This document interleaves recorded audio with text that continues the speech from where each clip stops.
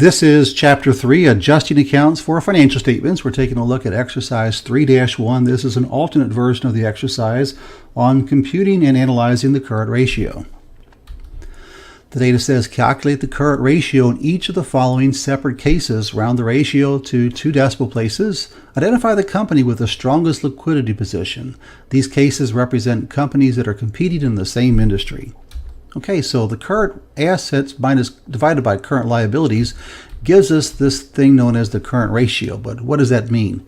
Well, current assets are basically just a snapshot of all of the assets that a company has that will come due within the next year that will convert into cash. So all the things within the next year that will convert into cash.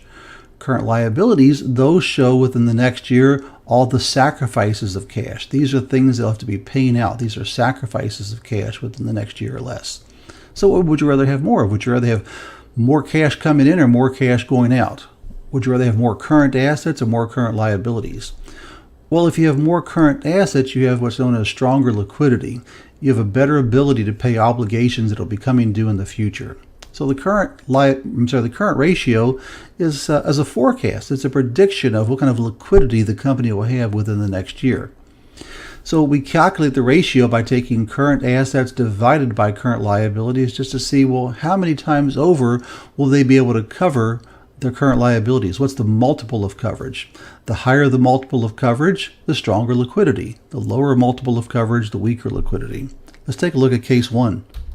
Case 1, we take $124,550 in current assets divided by $47,000 in current liabilities. These guys have a current ratio of 2.65. So what does that mean?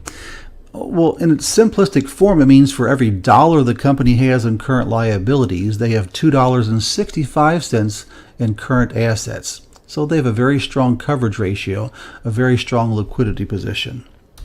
Next company, $115,830 divided by $81,000, 1.43 is the current ratio. Or for every $1 they have in current liabilities, they have $1.43 that will come in from current assets. Case 3, $110,240 divided by $53,000 gives us a current ratio of 2.08. For every dollar in liabilities, $2.08 in current assets. Case 4 and 5, look here. What do we notice about the current assets versus the current liabilities? Well, current assets are lower than current liabilities for both of these companies. So these two companies might have a little bit of a problem generating enough cash from the conversion of their assets to cover all their current liabilities that will come due within the next year. The current ratio for both of these companies is going to be below 1. Let's calculate it. 82,173 divided by 90,300, 0.91. What that means is for every dollar they have coming in current liabilities, only 91 cents in current assets. Our last company, 66,120 divided by 87, well, it's even worse, 0.76. So who has the strongest liquidity then? Well, that would be our first company. They have the current ratio that's the highest of 2.65. They have more assets to cover their own current liabilities that will come due within the next year.